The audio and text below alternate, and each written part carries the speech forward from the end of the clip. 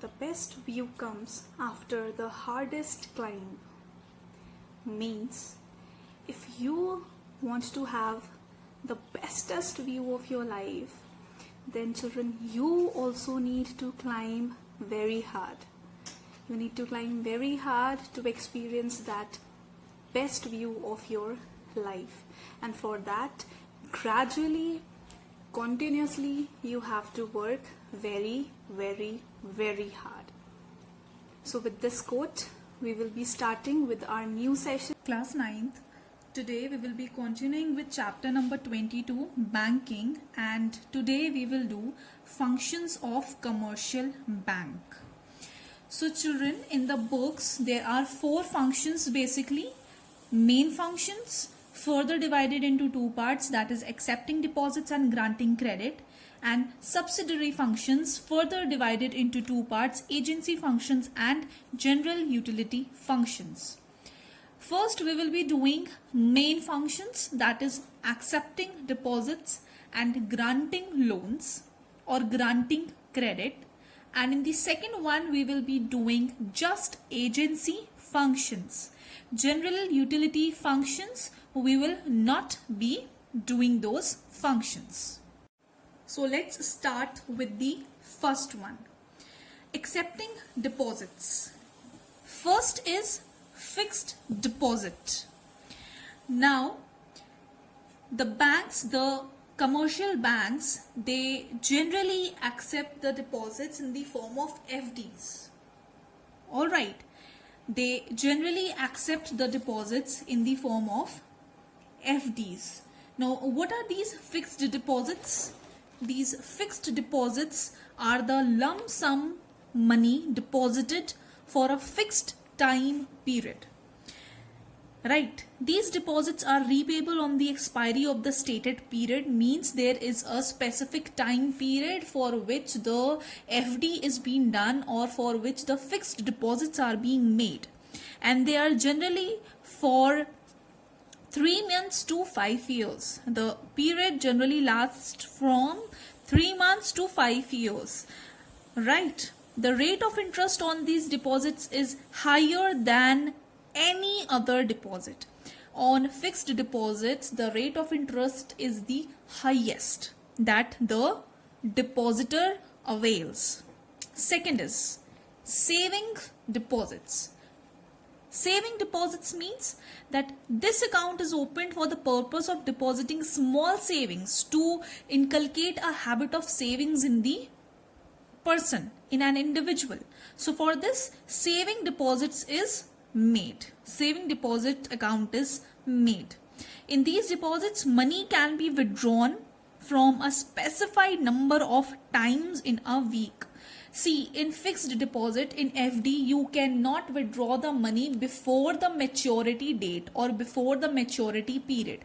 Maturity means that on which date your fixed deposit will be completing. That what is the term, what is the life of the deposit, what is the life of the amount that you have deposited in the account, in any account, right? Supposingly that you have deposited 5,000 rupees to me, and I am saying that these 5,000 rupees you will not be able to withdraw or take back from me before 1 month. So maturity time period is 1 month. Before 1 month, you cannot take the amount back. And after 1 month, what will happen? I will pay that amount to you with the rate of interest, with the price of interest. This happens in fixed deposit. But in saving deposits, what happens? You can withdraw the money, you can withdraw your savings at any time and as many times as you want to. There is no specified limit, right? But deposits can be made any number of time. Rate of interest allowed on such deposit is higher than on current deposits but lower than the fixed deposit. Means that the current account or the current deposit which we make, that on those amount, the rate of interest is higher, but in saving deposits, the rate of interest is lower than fixed deposit. Correct? Now we come to current deposit. Now, such deposits are made by business firms in current accounts. These deposits are basically for the businessmen or for the people, those who are working, those whose dealings are done on a daily basis. Like every day they have to withdraw the money and every day they have to deposit some amount of money. So basically it is for those people only. Right. Money can be deposited and withdraw as often as the depositor wants. Means 10 times, 5 times, 1 time, whatsoever the time is, you can deposit the money in current deposit account, or you can make current deposits in your bank account, and you can withdraw the money. You can take the money out of that bank as many times as you want to.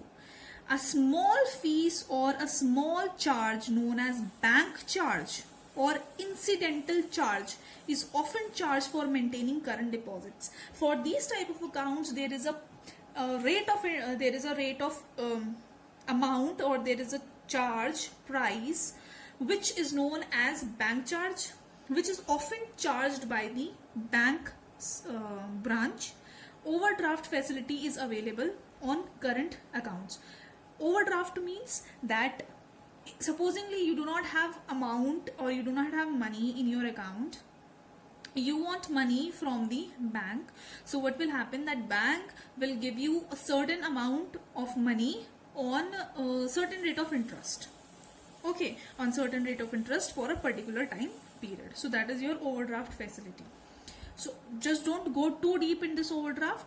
Just remember that current deposit accounts can be opened by anyone, but those people, those who are in business, those who are in business field, or those who have some kind of business in which dealings are done every now and then, basically those people, they go for these current deposits. Next, fourth is recurring deposit. See, the meaning of recurring means to reoccur. Okay, to reoccur. So recurring deposit means these the deposit holder is required to make a deposit of fixed amount every month for a specified period. Recurring means that every month the specific amount of money will be paid by the depositor, will be paid by the account holder, right? The amount goes on accumulating along with interest, means the amount will be accumulated, it will be summed up with the rate of interest. At the end of the prescribed period, the depositor can withdraw the deposit or renew the same for another term. No check facilities are allowed in fixed deposits and current deposits. In this you don't get any check facility, or you do not get any no check facilities are allowed in fixed deposits and current deposits. In fixed deposits and in current deposits, no check facilities are there, whereas in current deposits and in saving deposits, check facilities are provided. Right. Next we come to granting credit. See, granting credit means providing money. Providing money to whom? Providing money to those people, those who are in need of it. First is loans and advances. So the first process or the first mode of payment is loans and advances, by providing loans, right? Specified amount of money is granted for a specified time period. The borrower may withdraw the entire amount in lump sum or in installment, correct? However, interest is charged on the full amount of loan. Loan are generally granted against the security of certain asset or a personal guarantee. If you want loan, you have to keep certain asset, or you have to keep certain property of yours which is in your name with the bank branch, right? The loan will be provided to you. The loan is generally charged on the whole amount which is granted to you. The interest is charged on the whole amount of the loan which is granted to you, but it depends on you that you want to withdraw the whole loan amount at once, or you want to withdraw it in installment, right? Second is cash credit. Under this arrangement, the bank allows the borrower to borrow up to a certain specified limit the amount is credited to the account of the customer. The customer can withdraw this money as and when he requires. Interest is charged on the amount actually withdrawn. Now this is a service where you go to the bank and you ask the bank to supposingly you have asked the bank that you are in a need of 10,000 rupees and please grant credit to me, grant cash credit to me. So the bank is going to grant cash credit to you by withdrawing that money, by depositing that money into your account. Now interest will be charged on that account, on that amount only, which will be withdrawn by you. Supposingly 10,000 rupees are there in your account now, but you have just withdrawn 5,000 rupees. So interest will be charged on those 5,000 rupees only, and that remaining 5,000 rupees you can return to the bank branch and they will not charge any rate of interest on that remaining amount, whereas the used amount will be chargeable, right? That on that amount interest will be charged. Third comes overdraft. A customer who has a current account with the bank can withdraw more than the amount standing to his credit up to a specified limit. As I have told you that overdraft means supposingly you do not have money in your account or you are running short of finance in your account. For this you need current deposit account. Firstly, if you have a current deposit, so you can ask the bank to lend you some money. This is a temporary arrangement on which interest is charged by the bank. This is a temporary arrangement. Why? Because the bank is actually helping you. Third is discounting of bills. Now bank make payment against the bills before the date of maturity. In case the bill is dishonored on the due date, the bank can recover the full amount from the customer. Bank charge some commission for the services. Discounting of bills means that bank is actually acting as a agent for you. Bank is making payments on your behalf, right? Then comes agency functions. Bank also acts as an agent. How? Bank also acts as an agent. How? By collecting or paying checks, dividends, interest, rent, etc. Bank can also pay your checks. They can also pay your bills. It can also pay your rent, taxes, interest. All these big business tycoons, they get these services. The banks, they pay their bills, they make payments on their behalf, on their own. Why? Because they do not have so much of time to pay their taxes or to maintain all the records of payments and or transactions that are to be made. So on their behalf, what happens? Bank makes the payment, right? Third is purchases and sale security on behalf of customer as their instruction, purchasing or selling their securities, right? Fourth is act as trustee, guarantor in financial matters for their customers. Now this happens in a very high profile, right? That somebody is acting as a trustee or somebody is acting as a guarantor. So this happens in a very high profile. Then fifth is carries out correspondence for and on behalf of the customers, again giving the guarantee, acting as a guarantor. Last is acts as agent for other banks at home and abroad. Now and abroad. At home means inside the country, abroad means outside the country. So acts as agent means that bank also acts as an agent if there is any financial or if there is any international transactions that are to be made.